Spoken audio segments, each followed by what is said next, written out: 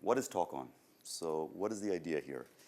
The analogy is, let's say, cars. There are car accidents out there. People die sometimes in car accidents, but we don't take a horse or a donkey to our office. We still drive a car, but we put a safety belt on. We use precautionary measures. We like to eat, but we don't always like to gain weight, so we eat low calorie. The same thing with our phone. Most of us are attached to our phone. It's essential technology. Sometimes we have strong positive emotions to our phone. We will not forgo it. But phone and that technology has some possible hazards. And this is exactly what Tawkon is trying to address, is to address the mobile radiation that the phone itself is emitting and to allow users to talk on, but do it responsibly. We're not going to give up our phones. There's too much value out there. What Tawkon developed is a mobile application. You can download it from on your Android phone, from the Android market, or on an iPhone or a BlackBerry, software only, which actually measures the level of radiation that the phone emits. And one of the interesting things that once you use Tawkon, specifically in urban areas where there's good coverage, you see that about 90% of the time, the phone emits very little radiation, or what we call a green zone. About 10% of the time, the coverage is poor. So you're in a basement or within concrete walls or a lot of metal around you. And then the phone will increase its radiation level and have to work much harder to reach the tower. And what we found out that the level of radiation in red is so high that 1 minute of radiation that you accumulate in the red zone is equivalent to 5 hours in the green zone. So if we're able to avoid these peaks, this 1 minute of the red zone, it's equivalent to a lot of talking time in low radiation zone. So once you download the application, it's running all the time in the background. You have a small icon here that shows you all the time the level of radiation, if it's high, moderate, or low. This is happening when you're not engaged in a call. So you can take the application and just monitor your environment, walk in your house, and see each room in your house if your phone in that room is emitting high radiation, moderate, or low. During a call, once we detect you pass a certain threshold and enter the high level radiation zone, you will get a subtle alert or vibration.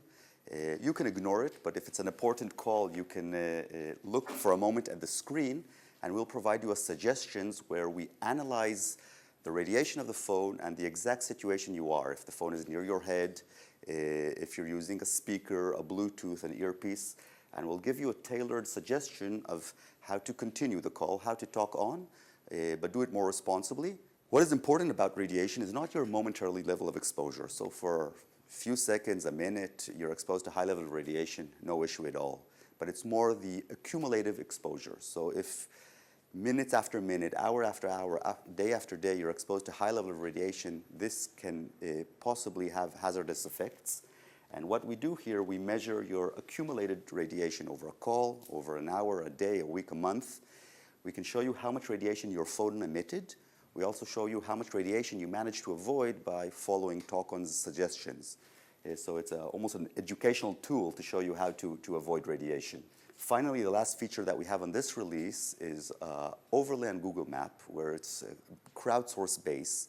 We collect information on our servers anonymously from all our users and share it back with the Tawkon community.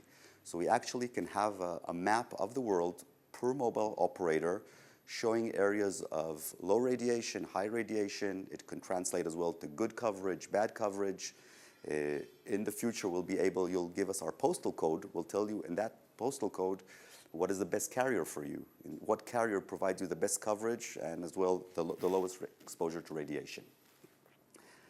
A little bit about the company. So it all started in 2009, 3 founders, very diverse background. I think the next phase, which is very important when you start your own company, is building the right team. And startups are small companies, small teams, and every player is essential here.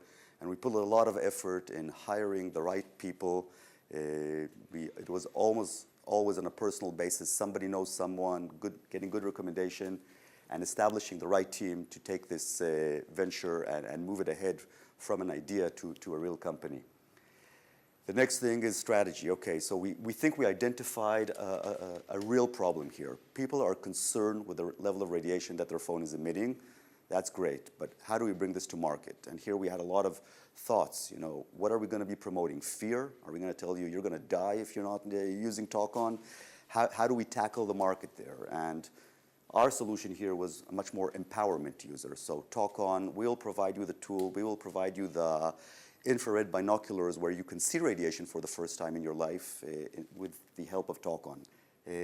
Technology. So in our case, there is a very sound technology underneath the hood of our application. It took us almost a year to develop the algorithms where we predict the level of radiation with very high accuracy, showing the user a very accurate indication to the level of radiation they're exposed to.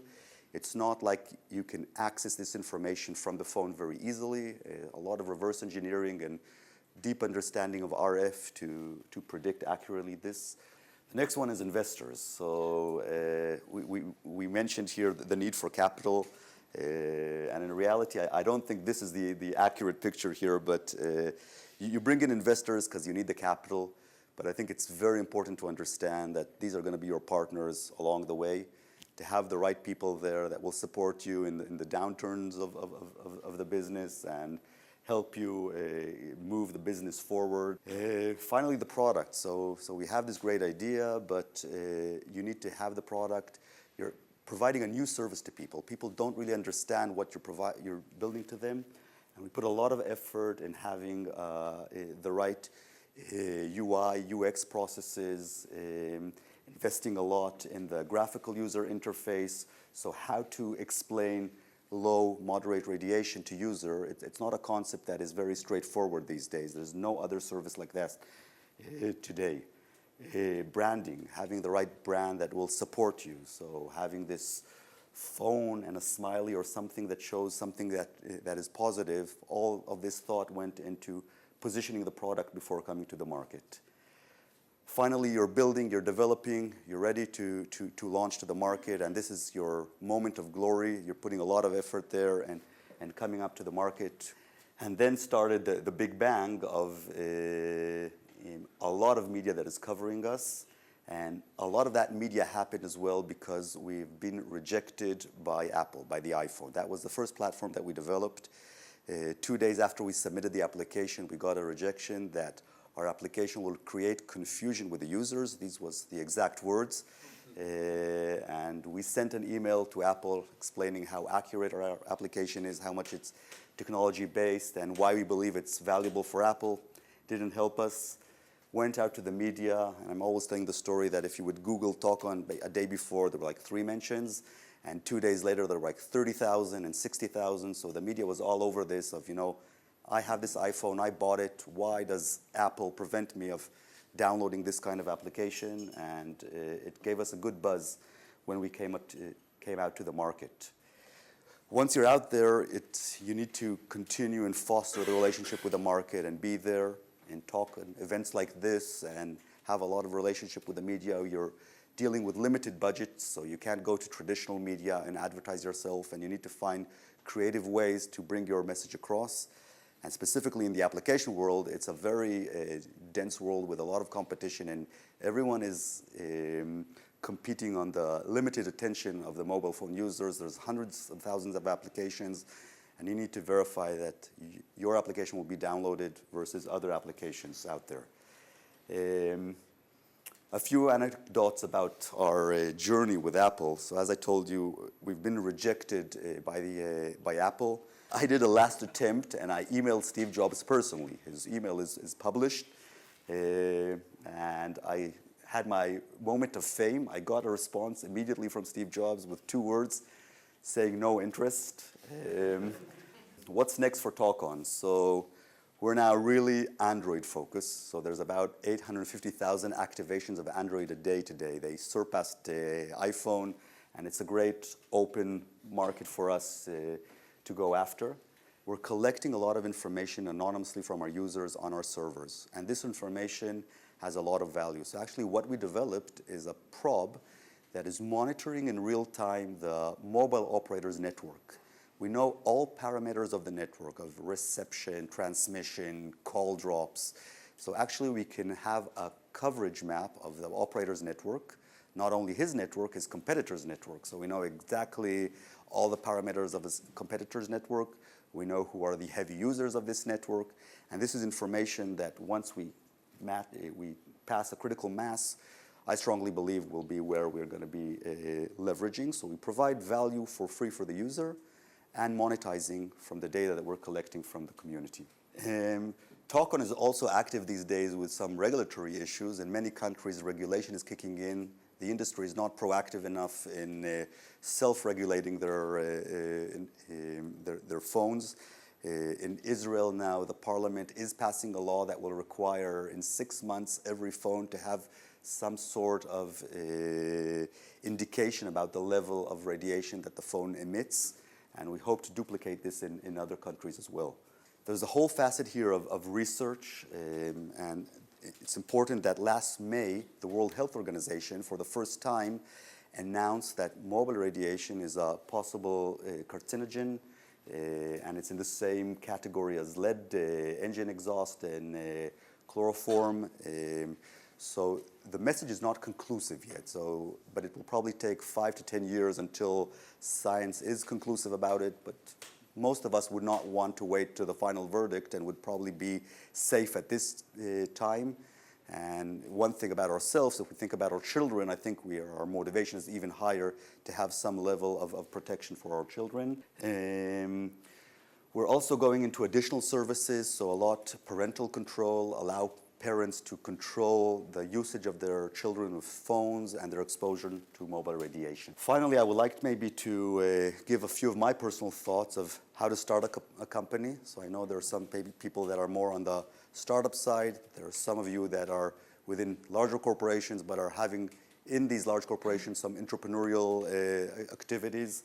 So this is a quote from a writer, Simon Sinek, which has a book that says, start with a why, and this is very important. It's not about, people don't buy what you do, they buy what you do, why you do it. And I think this is very important, to start with a why. What is the value that I bring to the customer? Why does he want it? What problem I'm solving to him?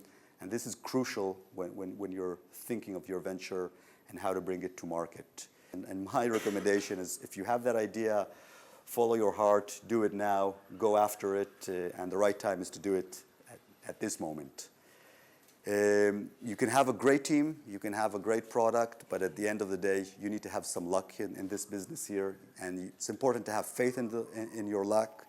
You have to be passionate about what you're doing. You know, you're going to tell your story thousands of times, again and again.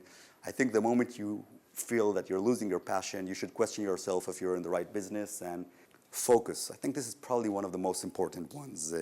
Throughout our 3-year journey, I've got again and again people telling me, okay, so you have that application, let's go and develop another application. Or my partners or myself every day come with a different idea, different feature, and it's very, very important to focus and to succeed in your key goal, in your key market before divesting to other ideas. And it's hard, because sometimes on the way you find great ideas, and it's a key success factor if you're able to do this. Sell, sell, sell. So sell to your partners, sell to your employees, sell to your investors, sell to your customers. It's all about selling your idea, your vision, your solution again and again, and that's probably one of the key ones out here. Change the course, but don't do it too fast. So, you know, a startup is a small company. It's not a big corporation. So you need to make these changes, but have them well thought and manageable. Sometimes if you do too many steerings and too many changes along the way, you may lose your main course. And maybe finally, this is, if you fail, do it fast, learn very fast, measure, debrief why you fail, learn, and try again. And this probably will bring you next time to the right path.